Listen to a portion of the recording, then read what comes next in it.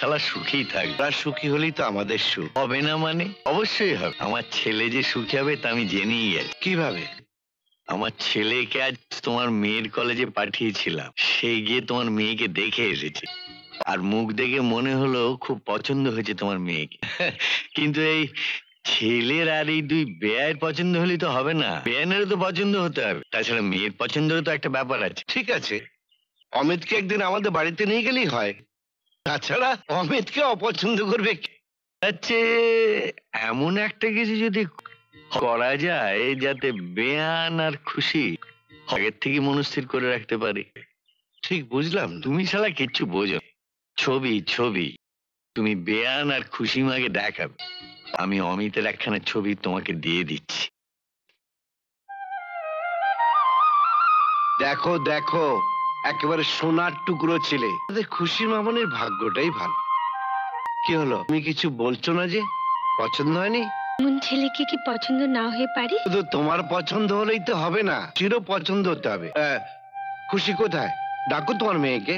আচ্ছা, তোমার মেয়েকে এতই বেহায়া, সামনে এসে নিজের পছন্দ অপছন্দের কথা বলবে? আমি একসময় জেনে নেব। ভালো বেতনের চাকরি, গাড়ি আছে, বাড়ি আছে, আবার বিদেশে পোস্টিং হওয়ারও চান্স আছে। খুশি মা আমাদের বিদেশে ঘুরে ঘুরে আনন্দেই থাকবে। তা তো বুঝলাম, কিন্তু ছেলে যদি খুশিকে পছন্দ না করে? পছন্দ হবে না মানে? আরে, আমার মেয়ের মতো মেয়ে পাবে কোথায়? হ্যাঁ, ও কথা তো তোমাকে বলা হয়নি। খুশিকে কলেজে গিয়ে দেখে এসছি।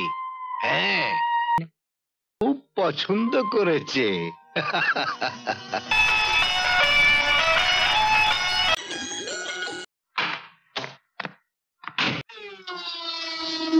তারপরে কি হলো বল? ওর বাবার কাছ থেকে টাকা নিয়ে একটা পুরোনো গাড়ি কিনে নিলাম। দুটো হয়েছে, ভাড়া দিই, মানে রেন্ট কার।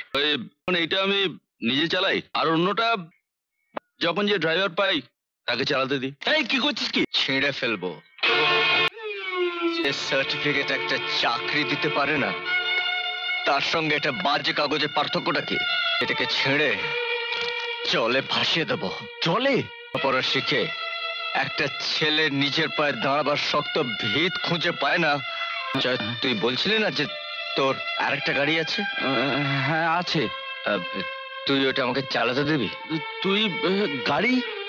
তুষার দত্ত, এমএ,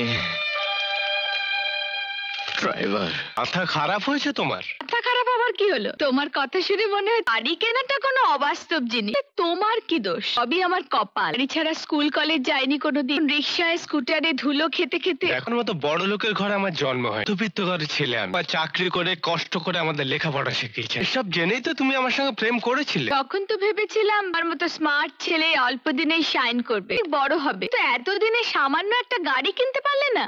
গাড়ি কেনার মতো টাকা হাতে থাকলে তো নিজের ব্যবসাটাই দাঁড় করিয়ে ফেলতে পার। দুদিনের মধ্যে এলসিটা খুলতে না পারলে সুযোগটা হাতছাড়া হয়ে যায়। 3 লাখ টাকা কোথায় পাবো ভাবতে ভাবতে আমার মাথাটা গরম হয়ে যাচ্ছে। টাকার জন্য চিন্তা করছো কেন? টাকা তো আছেই। 3 লাখ না হোক 2 লাখ তো আছে। বাবার কাছে চাও, বাবার টাকা তো ব্যাংকেই পড়ে আছে। না না বাবা, ও টাকাটা খুশির বিয়ের জন্য রেখে। আহা, টাকা তুমি তো উড়িয়ে দিচ্ছ।